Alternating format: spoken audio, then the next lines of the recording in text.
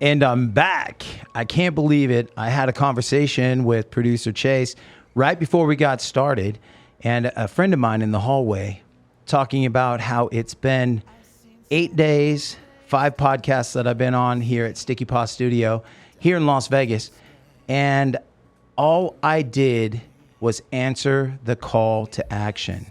And that's what I'm hoping to do with this podcast with you, is inspire you to not be afraid to cross that line and step into that special world.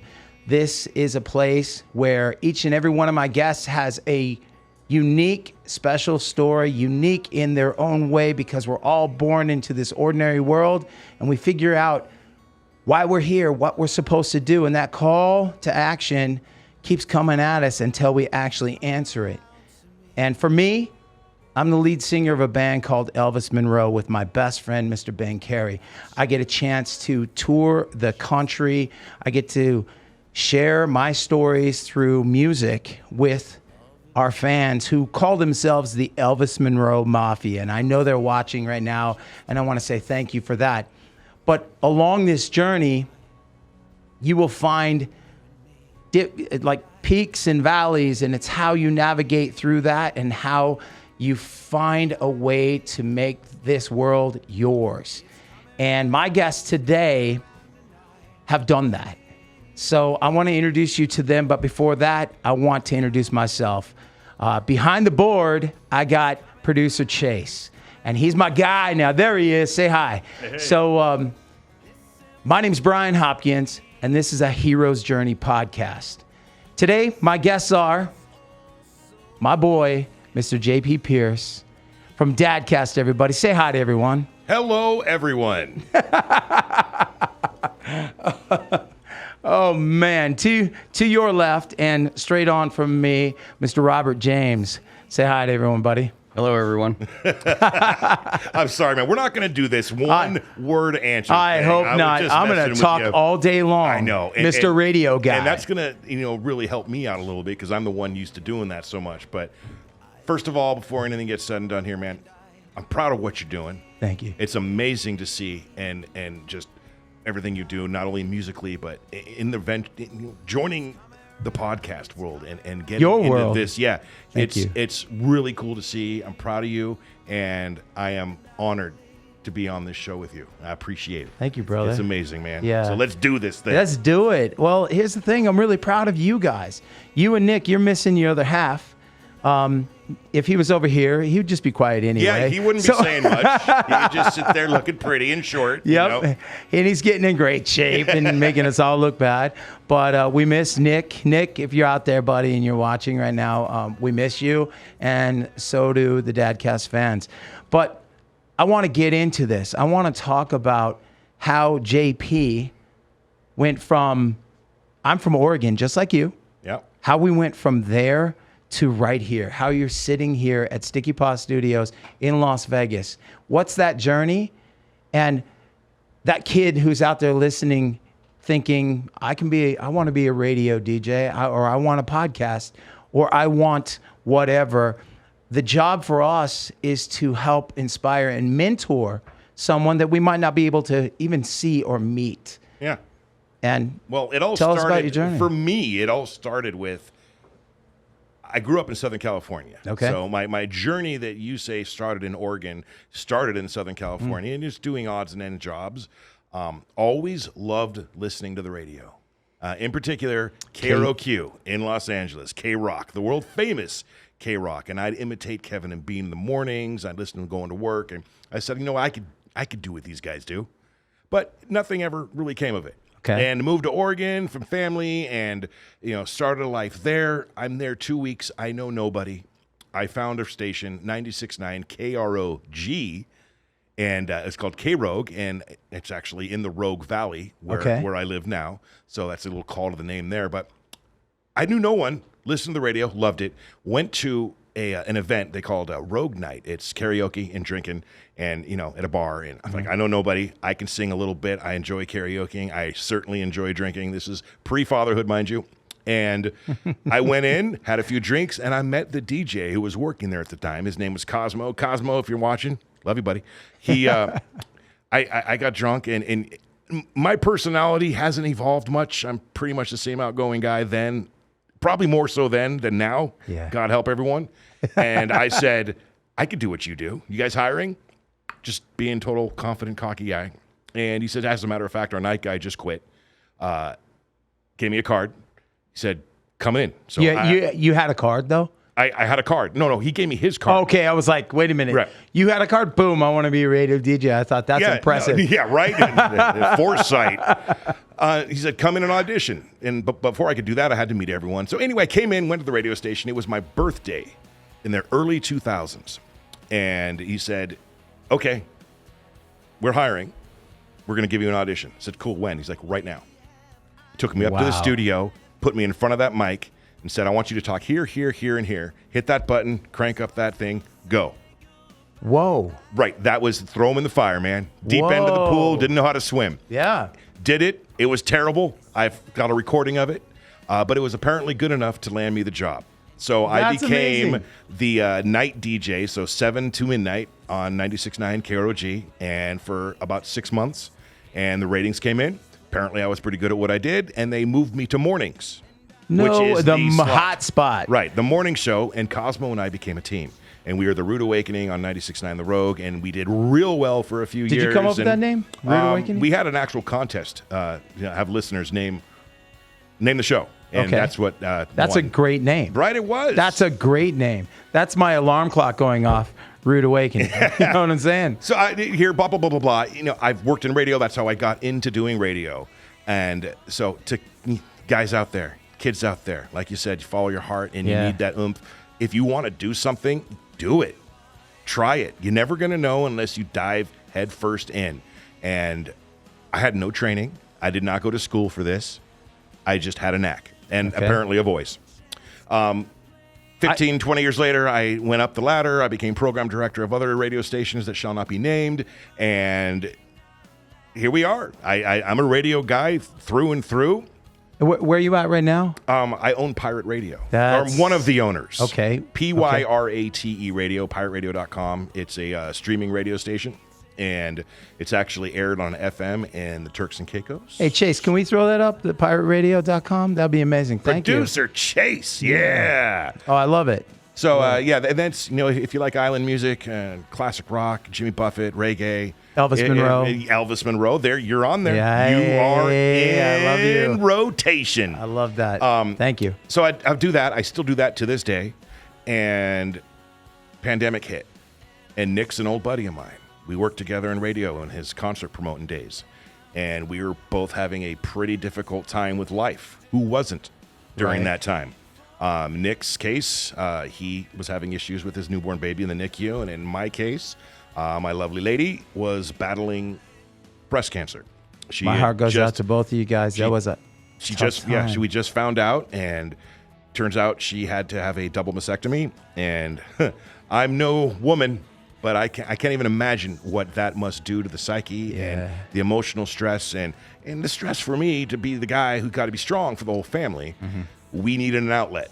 So we started a podcast, and Nick says, well, what's our premise going to be? What are we going to talk about? And I says, well, we're both dads, right? And we're pretty good at it.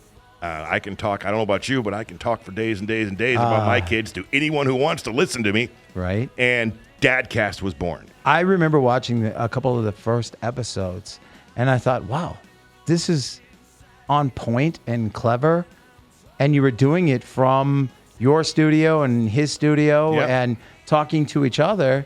And I thought, wow, these guys, they're on to something right now. It was a nice concept in a time when we couldn't even shake hands or be anywhere near each other. The world was just upside down. Yes. So amazing. Yeah, and we talked out our problems, and it was, like I said, we can blow off steam, and it snowballed and grew into this beautiful big thing that it is today, where we are sitting at a table with Bryan freaking Hopkins of Elvis Monroe and Paperback Hero and many other great things. Oh, thank you. On the beginnings of his adventure into a new podcast. Well, thank you. And I want to go back to a little bit of K-Rock.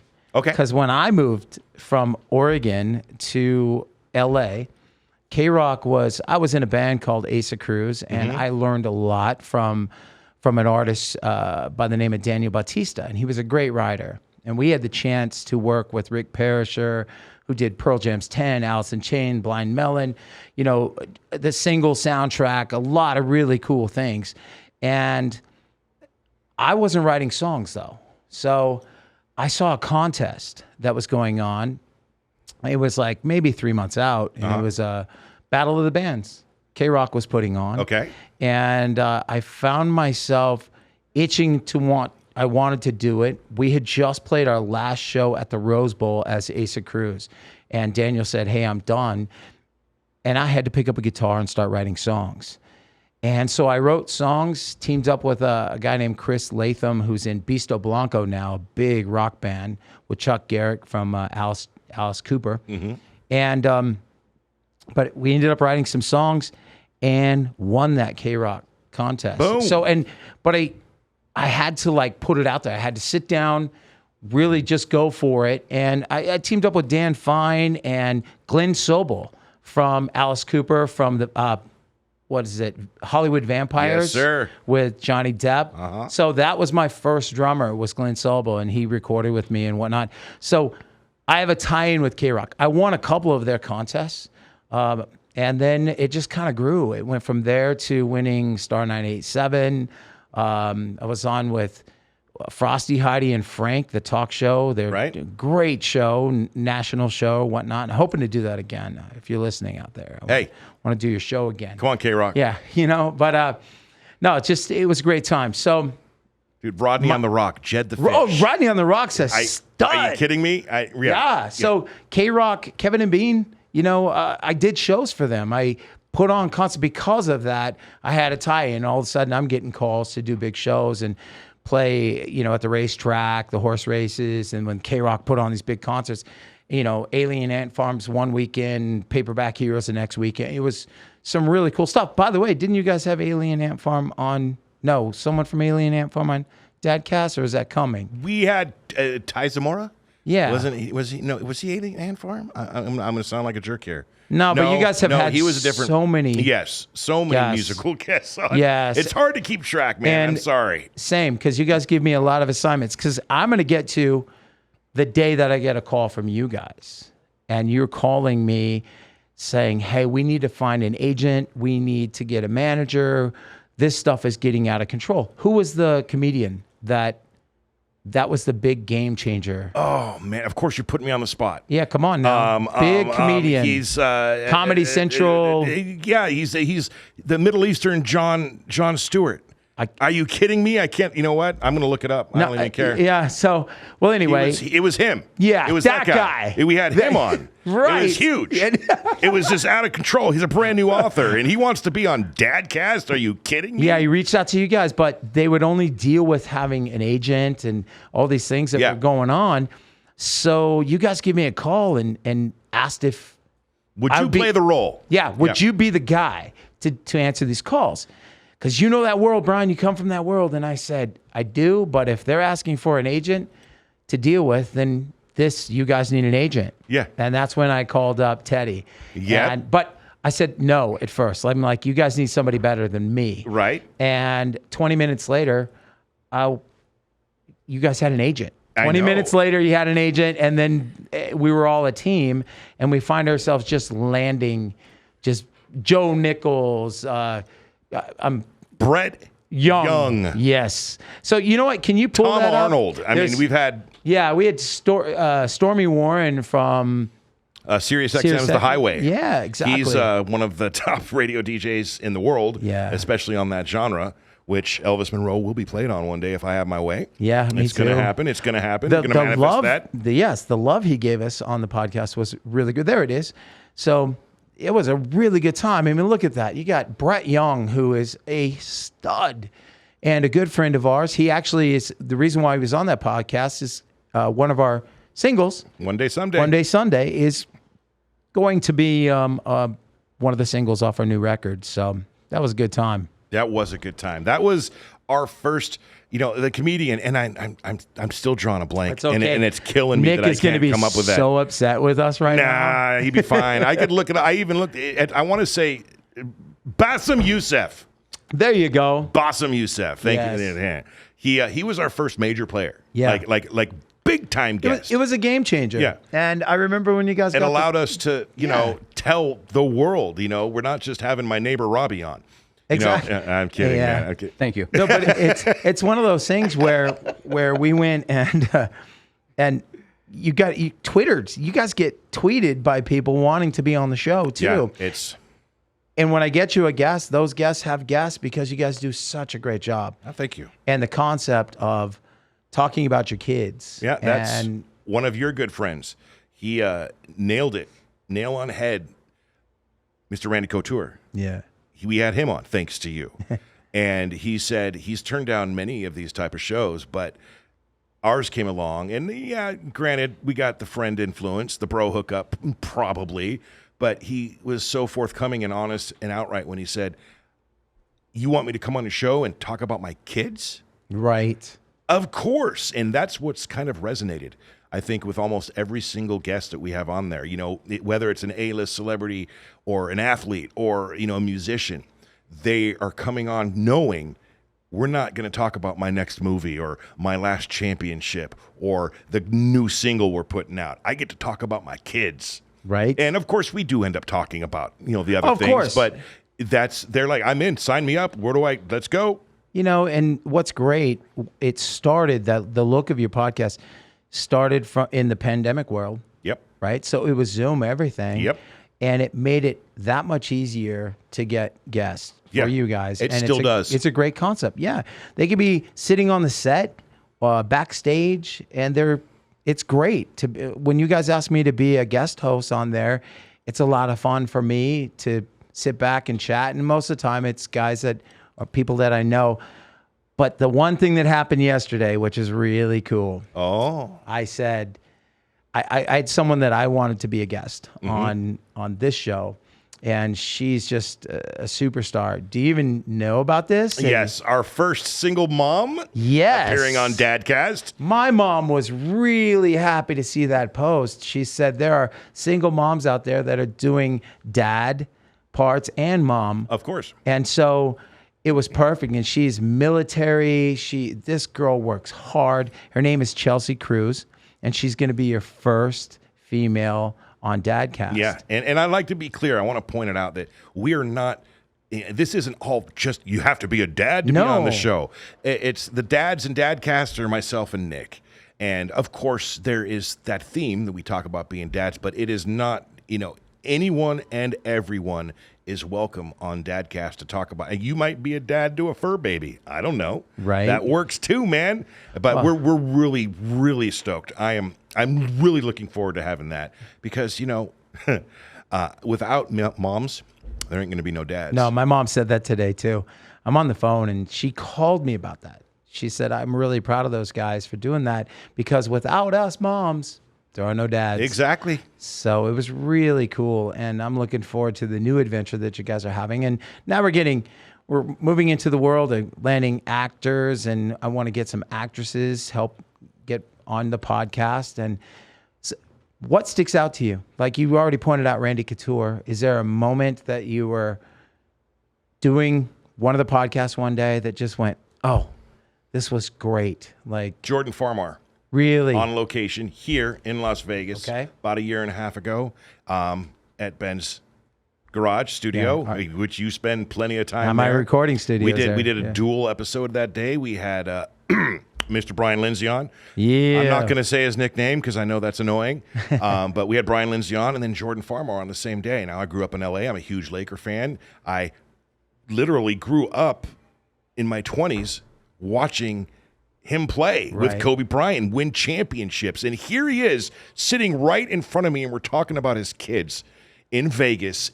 That was, I think still to this day, that is the moment that I knew that this adventure, this podcast, this thing that we're doing, not only resonates, but it's going to stick around, and it's going to be a good thing. But got to keep putting in the work. You do. And do you think that had something to do with most of your podcasts are on Zoom and you got the chance to sit across from him and look him in the eyes, shake his hand, take pictures with him, and have like, wow, well, what I've done has brought him into the same room. Well, we have you to thank for that. Yeah, but still. A big part of it is you, man. It really is. But then that can be said about anything and everything. Connections, people who you know, how you treat people. All of that it works together. But yeah, I mean, I don't fanboy much because I've worked in the industry. I can't tell you how many musicians and actors I've interviewed or met because they came in the radio station or we were having some kind of contest or whatever. I don't really get, ooh. Right. I get excited for the moment of course. And what is happening. Like I am right now. And that was one with Jordan. You know, it was really cool, but I didn't the only time I fanboyed, this is funny. I said this earlier. I had a podcast for Dadcast earlier today with the Nashville Dads Club, free plug. And we brought up the only time I've really fanboyed in the past 15 years. Like, it really went, it was when I met Johnny Depp when the Hollywood Vampires came to town. Right. And we did a meet and greet from the radio station. And that was pretty surreal, man. That's, whoa. Okay, so I got a story for that, but I want to go to Jordan Farmar. Yeah. Jordan, when I met Jordan, it was the same thing for me. I own Red Chapter Clothing with my partners, Ryan Palmer and Mark Palmer. And Mark's an amazing artist.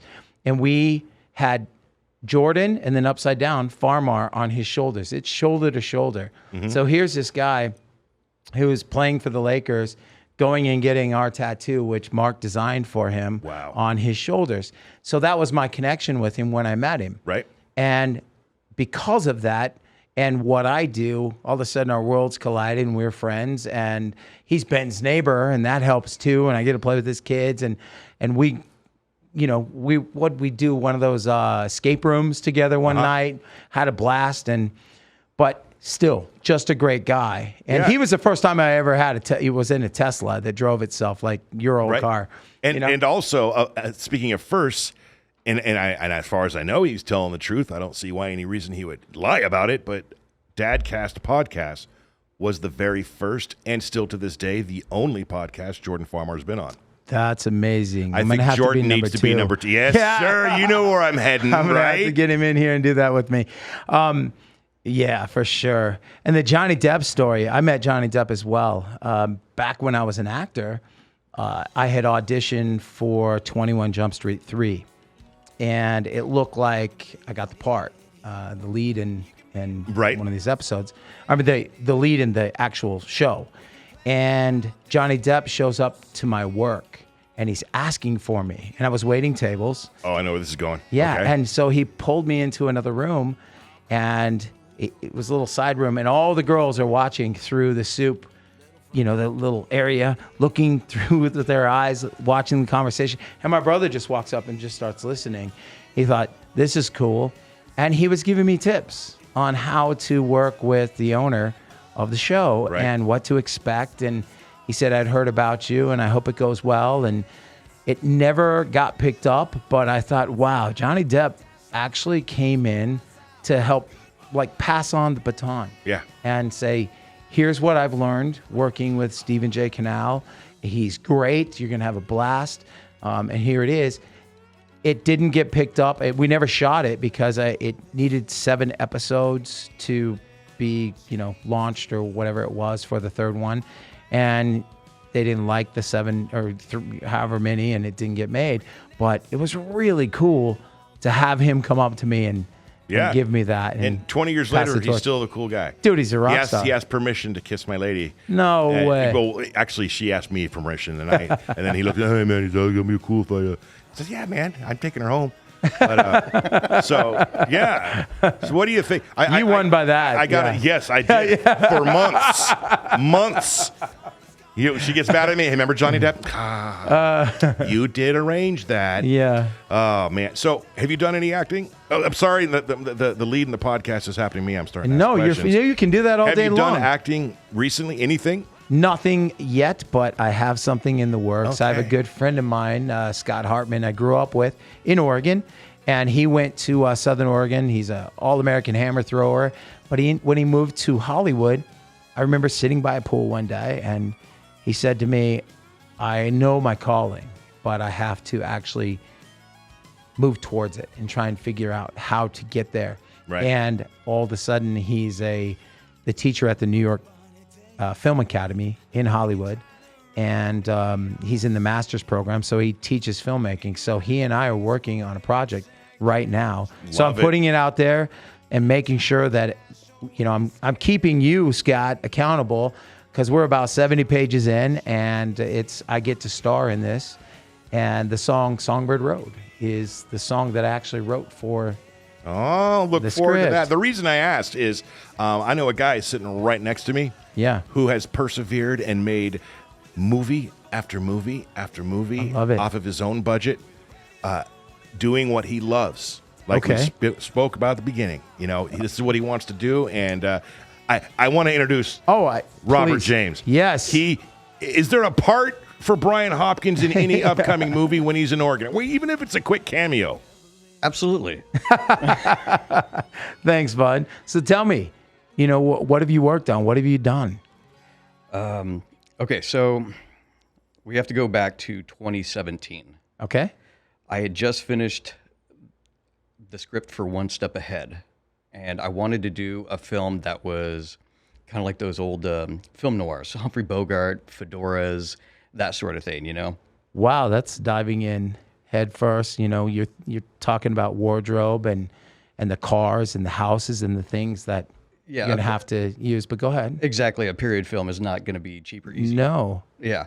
So, but I also wanted it to be different than just another, you know, here's a detective, he solves a murder, and then that's about it. I wanted it, what's going to make mine stand out from all the other ones. So I thought, okay, I want to add a different element to it. And so I had this idea. I said, what would it be like if you're Lauren Bacall and you're Humphrey Bogart or whatnot, right? And but you have today's technology back then. What would the world be like? Mm-hmm. So, I mean, can you imagine if, like, you know, you're Gregory Peck or, you know, or one of these other guys, and all of a sudden you just whip out a cell phone and you're like, I need to look up this guy. Oh, yeah. Oh, wow. Yeah, he's in the mob. Oh, wow. But I was like, no, there's got to be a reason for it. I don't want this to just be like a one-off Twilight Zone or Black Mirror or something like that, you know? Okay. There's got to be a reason for it. Why does the technology exist back then? So I was writing the idea, and I spent a year writing the script, coming up with this idea. And I'm not lying. It actually began with the idea of, aliens land on Earth, and then they're already advanced, and then we just adopt their technology, and then there's this murder mystery, and then, what about the aliens? Yeah, this isn't going to work. Right? So I scrapped that idea, but I still wanted, like, you know, and so here's what I did. I figured it out. And there might be some mild spoilers with the story of the movie and stuff, but I'm going to try and avoid the vast majority of the spoilers. I thought, okay, what if there was somebody that was like Steve Jobs? Okay. And he did what he did with technology from like the 80s to the 2000s. Because you remember when like computers were really, really terrible, and now you have one in your pocket with a high definition screen. Right. Right. And that was pretty quick, like 25, 30 years, right?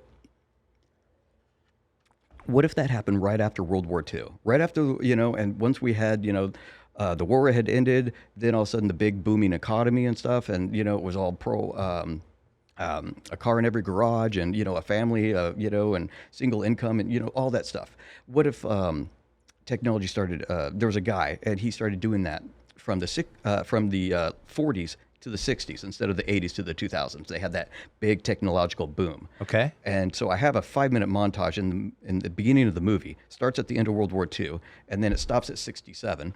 And then all of a sudden they have the same technology we have right now. The internet, cell phones, computers, and that sort of thing. But if you develop technology from 45 to 67, that would alter history. And I thought that would be really great. What if they had mobile communication in 63 and they were able to find out about the shooter, and JFK is actually now in his second term? Oh, wow. What if they had social media and civil rights happened way earlier, and it stopped a politician from pushing our soldiers to go to Vietnam?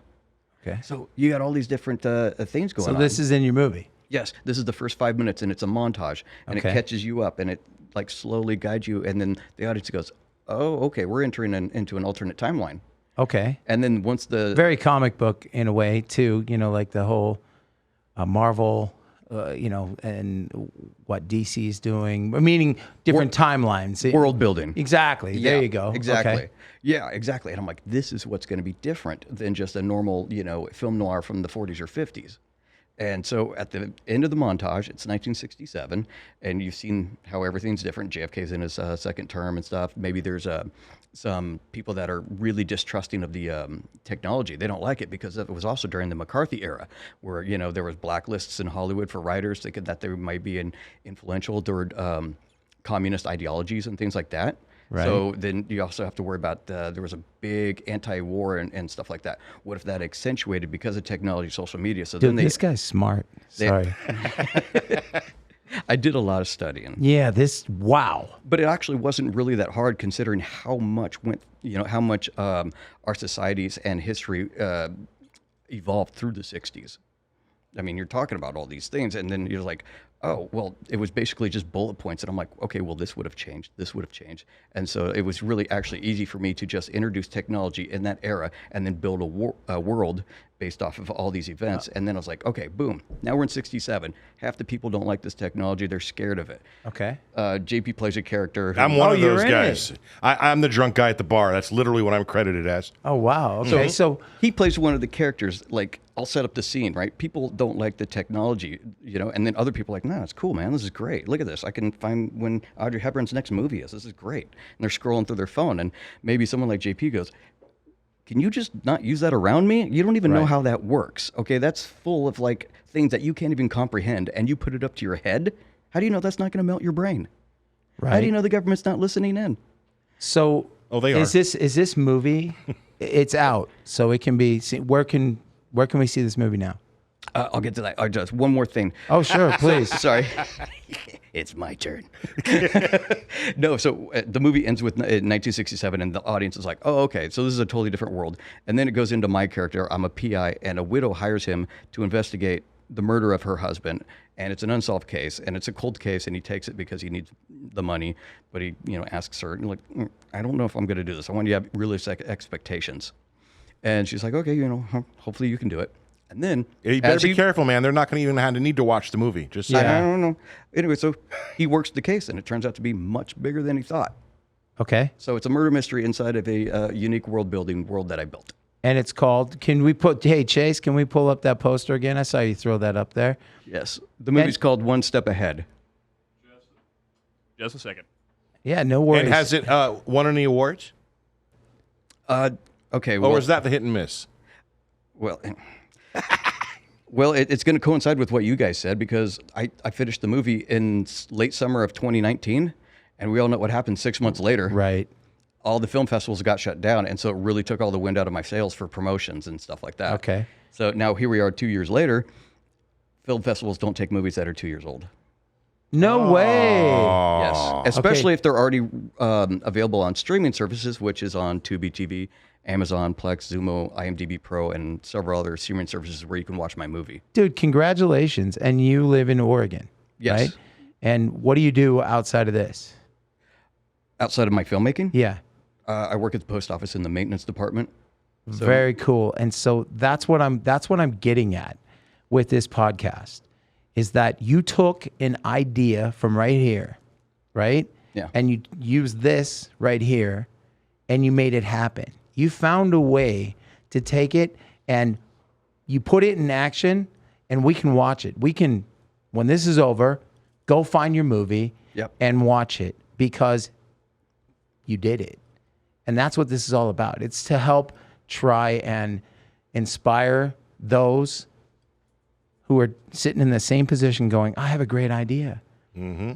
And they never do it. Or even when it comes to a job, a choice of job or a call to action to move, a lot of us end up getting an opportunity to leave our comfort zone of home.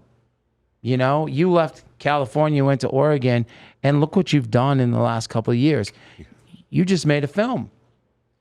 It's awesome. Are you looking to do another one? Yeah, I also want to bring up the music of the movie. Every bit of music that you hear, even if some guy's over here and he's drinking a beer and you hear a song on the radio in the background, we made that song. Every bit of music. They produced, Wow. they scored it, everything. Yeah, so Pretty when I say intricate. we, I mean Thomas Prislak, plug for you, dude. He Yeah. wrote an entire score for the film, as well as we have 5 original songs, and you can actually download the soundtrack on iTunes if you want. Oh, good for you. Yeah, good. And so I this applaud guy, you, man. yeah, Tom Prislak, same as just us. He also lives in Oregon with us, and we're all not that far away from each other, really. And he works for the IRS. Dude, that's really great and very inspiring for me. Sit back. I said we're gonna save it. I wanted to learn about you while you were sitting at the table across from me. Impressive, dude. I appreciate it. I applaud you. Same here. Hey, Chase, there's a little something special that we wanted. Yeah, I think we have like a special guest in the studio today. I took down his information, but he's actually sitting right next to me. So if you want to go have a sit in the chair right here, I set up a microphone for you. Dude, yeah. Yes, sir. Yeah. So here's what's up. You don't know that this is going on. Donnie Dupree, what's up, buddy? Have a seat. Put that headset on. So on my way over here this morning, I get a text message, and it's from my buddy Donnie, and he says, "Hey, are you doing your podcast today?" Because I invited him to come down anytime you wanted. And in that, you got to lean into the mic. But in that text, you said, "Man, I just want to come watch. I love that the entertainment world. Countless times I've seen you at shows. We've ridden together, and I'm putting you on the spot. That's fine. I can handle it. Producer Chase and I, it was our idea. We wanted to surprise you and put you on the show. You are a military guy, a veteran. Yep. Okay. You are a dad of two? Three. Yeah. I'm sorry. I'm so sorry. But I thought this is perfect because I've got JP from Dadcast on here, and that's what it's all about. I mean, it's about this and giving these moments. And so tell everybody about yourself. I want, give them a little something. The whole life story? No, you live here in Las Vegas? I do, yep. Okay. Originally from Boston, Massachusetts. I love that. Okay. So you're going to have to read something when we're done here. Okay. All right. But so you're originally from Boston. You're in the military. What branch of military? I was in the Army. Okay. What'd you do in the Army? I was 25 Bravo, so I did IT, computer stuff, which I didn't like, honestly, that much. I got reclassed from disassembling bombs because I didn't make it through the class. Wow. Yeah. It's got like a 98% failure rate. It's like the MIT of the military, more or less. Wow. That's wild. And then how long were you in the military? 3 years. I hurt my shoulder, so they medically discharged me. I met my wife in the Army as well. We were both Army. Okay. Yep. And when we were stationed in Hawaii together, that's when we had Shane. He just turned 7 actually the other day. Shane went on the ride with us a couple of weeks ago. Shane's a big fan of Bryan. He loves Bryan. So is my son. Yeah. Every time I get him on the phone, and got to get Bryan on there, and I think the shock of starstruck has finally started to wear off a little bit. You saw that today. He's just like, "What up, Brian?" Yeah, what up? He's like, What "It's up, cool, man. How's it going?" Yeah, before he's just like, good, you know.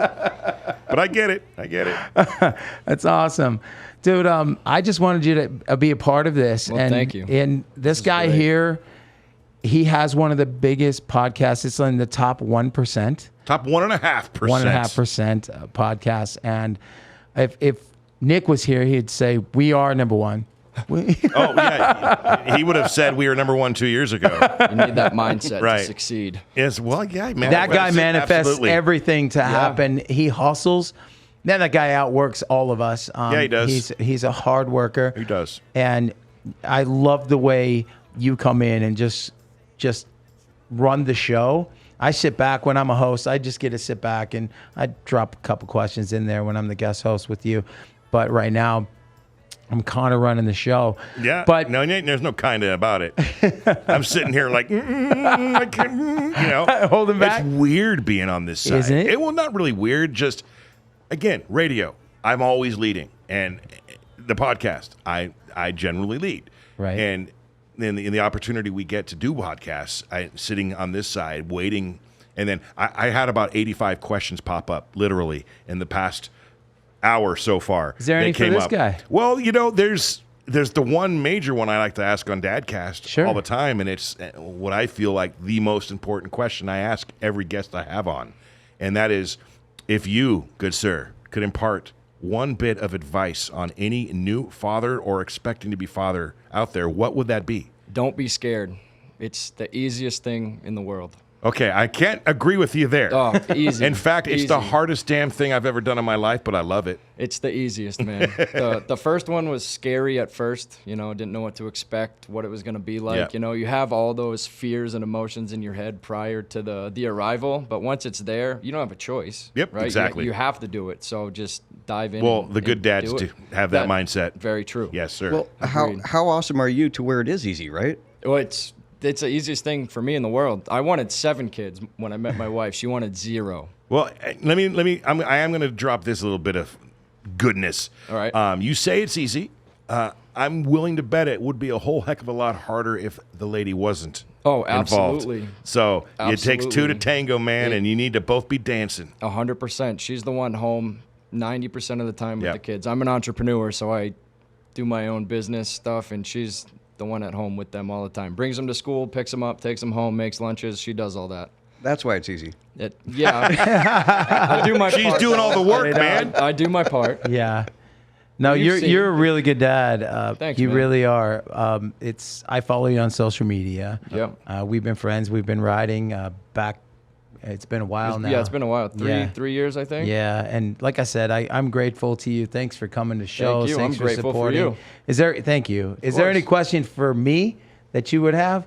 Because you said, hey, I would love to have a podcast, or I'd love to be a part of the entertainment business. Well, here you Is go. there any questions? I've always had the little dream of not like full-time career, but I've always wanted to like be in a movie or be in a show or a podcast like this. So this dream came true today. There you go. Thanks to my friend here. He said that in a text, and I'm like, man, if this guy shows up, I said, Chase, put a mic on the table, and we're gonna surprise him. So were you Great surprised? surprise. This was awesome. That I was is a so little cool. nervous coming in, not knowing, That but is- hey, Moments like this, man, it's really cool, and you can, I know you can understand where I'm coming from. Yeah.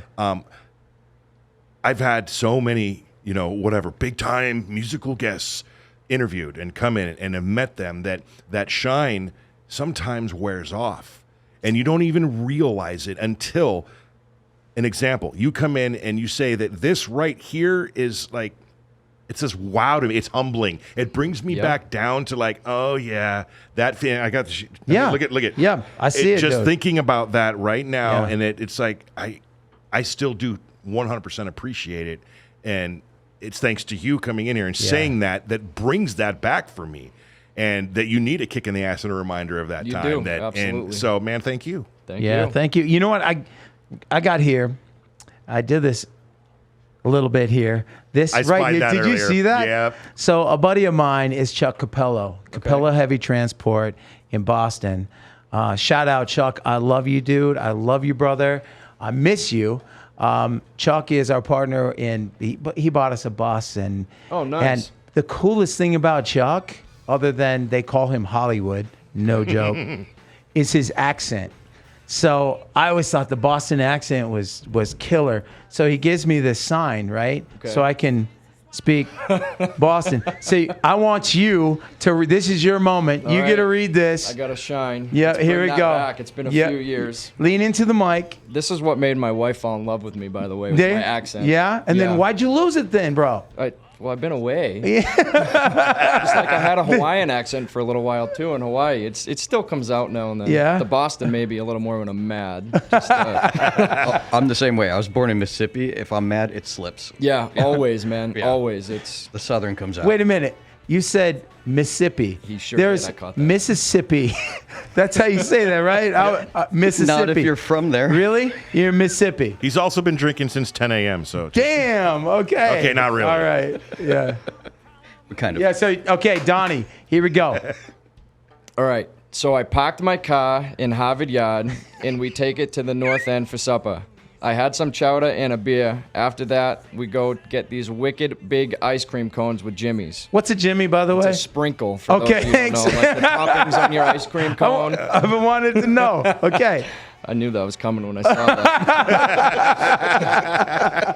It gets my wife every time. I still say Jimmy's. Oh, really? Yeah, Shane knows what they are now. Sean knows what they are. Nobody else. We'll go to Dairy Where I Queen. come from in Southern California, Jimmy is something completely different. Yeah, go ahead. I gotcha. Let me see. Calls with Jimmy's. Then we went to the Sox game. It was Pissa.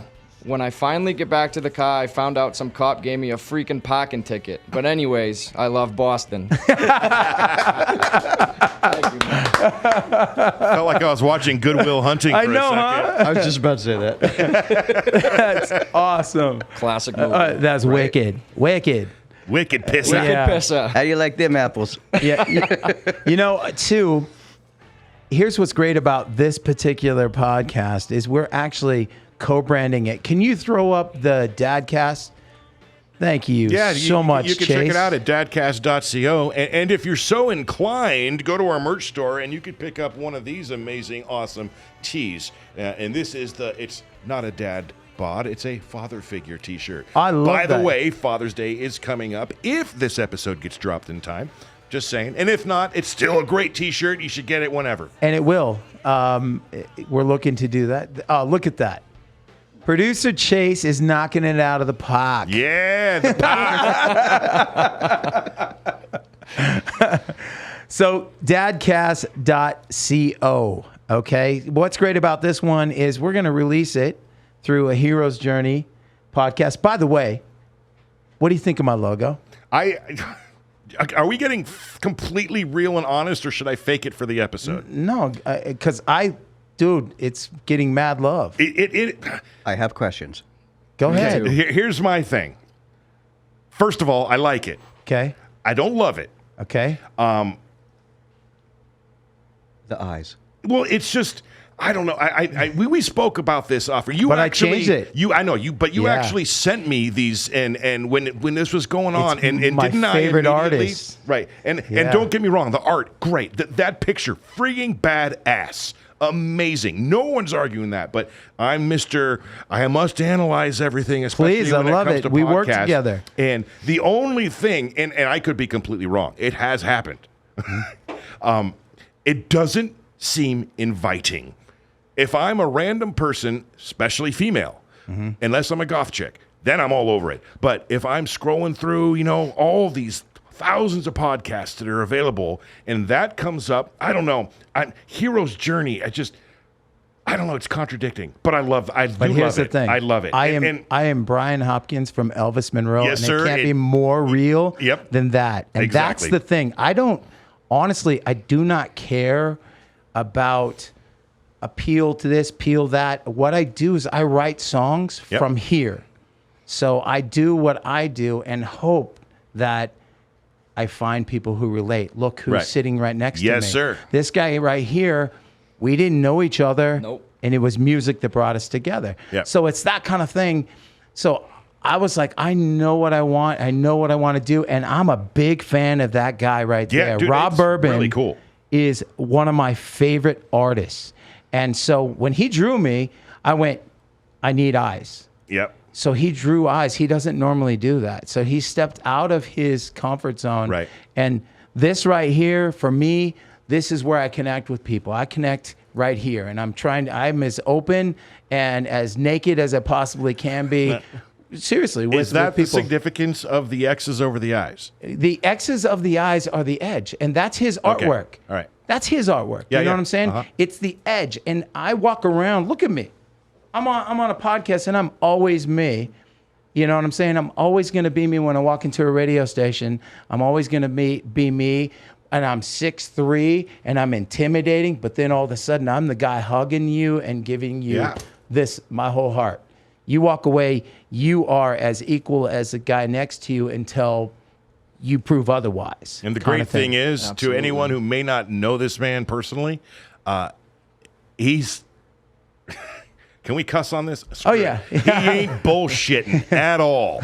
Okay, because I can count numerous people who've met you for the first time, who are friends of mine, who come back and say the exact same thing about this man. Thank you. He's genuine. The heart is huge. He's down to help everything. And even if that asshole who's on the podcast with him right now, who's his friend, is talking crap about his logo. You're not, he's though. We No, I work know, I together, know. and I love you. That's what I love. Yeah.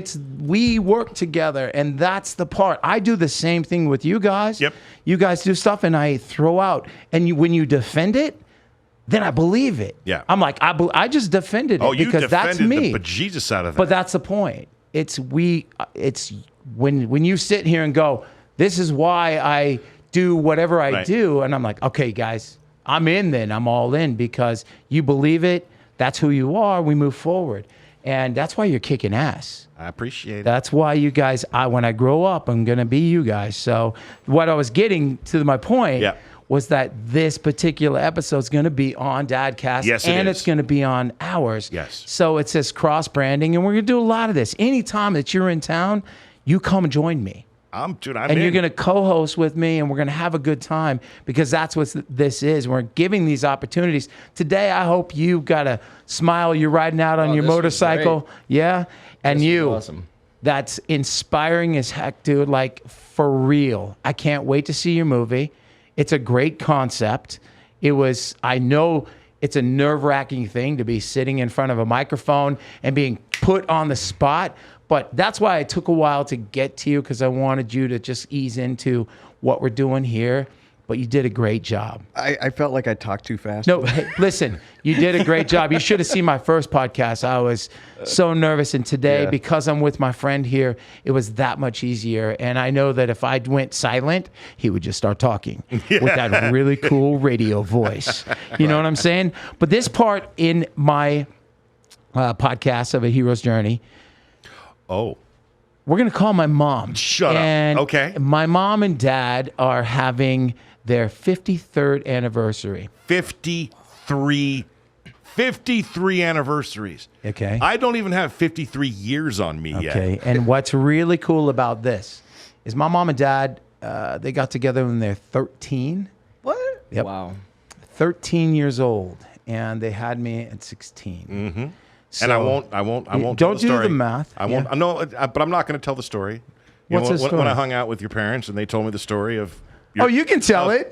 He was conceived in the back of a Chevy? A Ford? What was it? We'll ask my mom. Okay, We're let's going to do call it. my mom right now. So hold on. So come on now. Producer Chase and I have had some incidents with my mom not answering. Hello? There she is. Okay, did you turn the TV off in the background? That's all I want to know, because I can hear it. Yeah, Dad. Is Dad there? Yes, he can hear you. Okay, so here's the thing. I am sitting here with JP Pierce from Dadcast, Robert James, and my boy, Donnie Dupree. So, Dupree, right? Dupree. And so, anyway, Donnie, love you, dude. Love you. Mom, today is your 53rd anniversary, and we just wanted to say happy anniversary for starters. And JP has a question for you. Happy anniversary, moms, by the way. Congratulations. Thank you. The question that is going to air across the world is how, when, and where was Mr. Bryan Hopkins, your amazing son, conceived? That would be in the backseat of a 59 Chevy. Yeah, okay. So That was his first Indian name. 57 Chevy. Impala. That's crazy. I forgot what it was. I'm glad I'm 6'3", so I'm glad it wasn't like a Volkswagen Bug or Volkswagen? something. Yeah, you know, my thoughts exactly. Thanks. You can thank Chevy for that. Yeah, is Dad there? Yes, he is right here. Dad, happy anniversary, Spoon Man. All right, thank you. Hey, Mom, I want to introduce you to producer Chase. Say hi. Hey, Hi, hey. I think I seen him the other day. I watched the reel. Yeah, Is he the cute one with that little beard? little goatee. Yeah, Yes. he's got the goatee and he sang some opera. I put him on the spot. That is Yes. correct. I saw that. Yeah. I watched it. I was wondering if he wanted my autograph. I do. He does. So I have a question. 53 years. How do you do it? Oh, we hide all the guns and knives in our house. Amazing answer. Yeah, He never whispers any of his girlfriends' names. He has not made that mistake. Well, again, you know what this podcast is about, and I've said it to you on the phone a couple of days ago. I talked about you on one of the podcasts that you haven't seen yet. But you and Dad are literally my heroes for giving me a chance at life, giving me a chance to do the things that I want to do, and giving me all the love and support that you've given over the years. You've never questioned my choices. I remember getting in a car and just saying, I'm moving to California. And I didn't tell you that I didn't have anywhere to go. I just left. I knew I had to get away and do something bigger than I was doing. Baseball had went away, and you guys just believed in me. And when I said that I might need to come home, you said, nope, you don't need to. So I love you, and thank you so much for giving me a chance, and my brother and my sisters. And it's fitting I'm sitting here with JP from Dadcast and my buddy Donnie, who's got 3 kids. And I love you, Mom. I love you, Dad. And thank you for giving me life and for being together this long. Most of my friends' parents are not together, Well, it's something we cannot divorce ever. We can't afford it. We need new tires on the 5th wheel. She a stand-up? I know. I give her a heart-to-heart moment, and my mom's cracking jokes. Yep. Yeah. I love you, Mom. It's either that or they can listen to me cry. That's ugly. Well, thank you, son. Yeah. You make me happy. I said yes. No, thank you.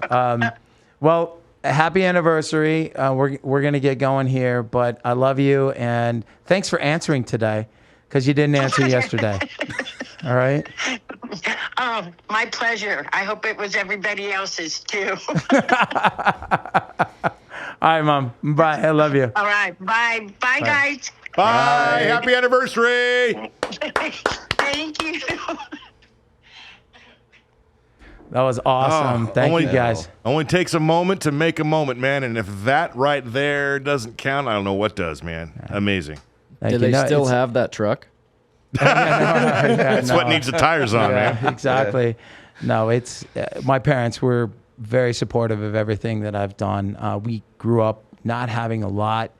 I've mentioned this to, a couple of my friends. Actually, I'll end this with, I got a call today, and it was from Switzerland, and it was a friend of mine, Ramon Phillip, and he's a fiddle player, or he plays a violin, but when you play in my band, it's a fiddle. And he called me to thank me for being me.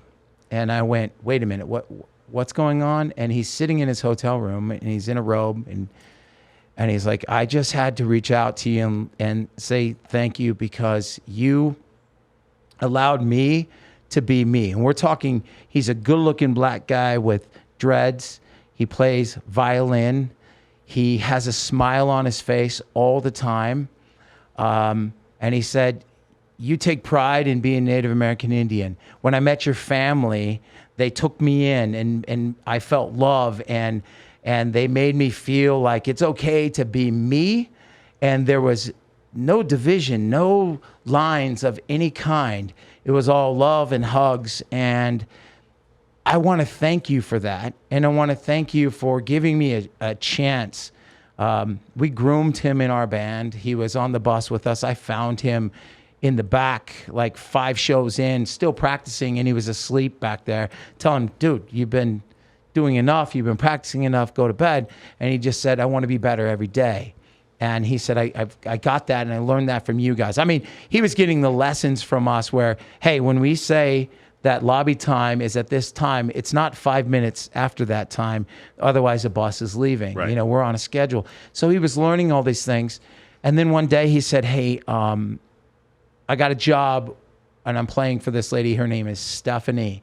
And I'm like, oh, cool. And he goes, well, everyone else calls her Lady Gaga, but I get to call her Stephanie. And I went, amazing. So I just watched him, and he called today, and he said, you know, I'm getting to do all these cool things. He's in Switzerland playing for a president and like ambassador and all these people. He's in all these different places up until June. And he said, it's an incredible moment, but one of the coolest moments was walking out at Mandalay Bay with Elvis Monroe, and there was a sold-out show. We were opening up for Brett Young. A sold-out show, 5,800 people. And he said, I'm getting to play the stage that I've watched numerous shows growing up in Las Vegas, and that was my moment. So he's been chasing that moment ever since. And today, that call, I was like, man, I have to go take a shower and get ready for this podcast, but I'm taking this with me. That's what it's all about. So my guest today, I got JP Pierce from Dadcast. Go to dadcast.co. I'm so grateful to be a part of that team with you and Nick. You're killing it. I'm just thankful for you, man, as well. Thank you. You know, I say it all the time. And Nick, he contradicts me, but I say there's no Dadcast. There's no Dadcast without Nick. And he goes, no, there's no Dadcast without you, man, which is why things are great. But you know what, man? I really don't think there'd be much of a Dadcast without you either. Thank you. Thank you. No, I appreciate it. Thanks for and keep them coming. Oh, no, I've got them. I gave you your first female yes, you did, right now, man. just Appreciate yesterday. that. Yeah. You know, we got Robert James over here. Good luck with your film. We're all going to go watch it. Give me the name of it again one more time. One Step Ahead. One Step Ahead. Also, thank you so much for having me on here, because promoting film is way different than music or podcast, because you just have the one movie.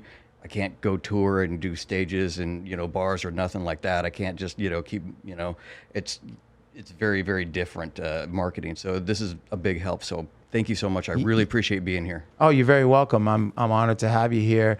And did you enjoy this moment? This was great. Yeah? Great. Very inspiring. My mom will say, hey, Bryan, you just got your first hero on, and I believe her. Thank you for what you do. I got to shake your hand. And I'm going to say that my daughter, she used to think that I knew every military person in a uniform, because I would walk up, since, you know, she was little, I would walk up to anyone in uniform and shake their hand and say thank you for their service. And she didn't understand until she was a teenager. We were getting our baggage at an airport, and must have been 60. They were going off to do some, you know, what do you do that where you're training? Yeah, training. And exactly. What would you call that? Like a fob. They go do fobs. Okay. Like if it's a pre-deployment type thing or. Yeah. So, and I walked up to each one of them while they were getting their suitcases and shook all their hands. And that's when she said, there's no way you knew all of them. And I went, I do not. And this is why I do it, because you do what you do and did so I could do what I do. And I want to thank you for that. And I wanted to make sure that I could look you in the eyes and each one of those soldiers and say thank you. I wear my dad's dog tag every day. Yep. This is what I wear. My dad's a Marine and always a Marine. So, Donnie, thank you so much. Thank you. And I hope that producer Chase and I surprised you today, and this much. was a cool moment for you. This is a cool moment for me. I'm honored, and you made this great. It's going to keep me inspired for the next couple of years. So. That's perfect. Well, motivation. And we're gonna go ride together too. Absolutely. You know, so with that said, I want to thank Sticky Paw Studios, John at actionjunkies.com. Thank you so much for this. My boy, say hi and goodbye to everybody. My producer, Chase, he's like running all the buttons right now. There you go. Hi and bye. Short and sweet. So hopefully today we had a chance to help inspire in one little bit, or you found something in someone in one of my guests today that helps you move forward and cross that line into that special world. My name is Bryan Hopkins, and this is a Hero's Journey podcast. Thank you so much. Dream, and I believe it's it's coming around to me.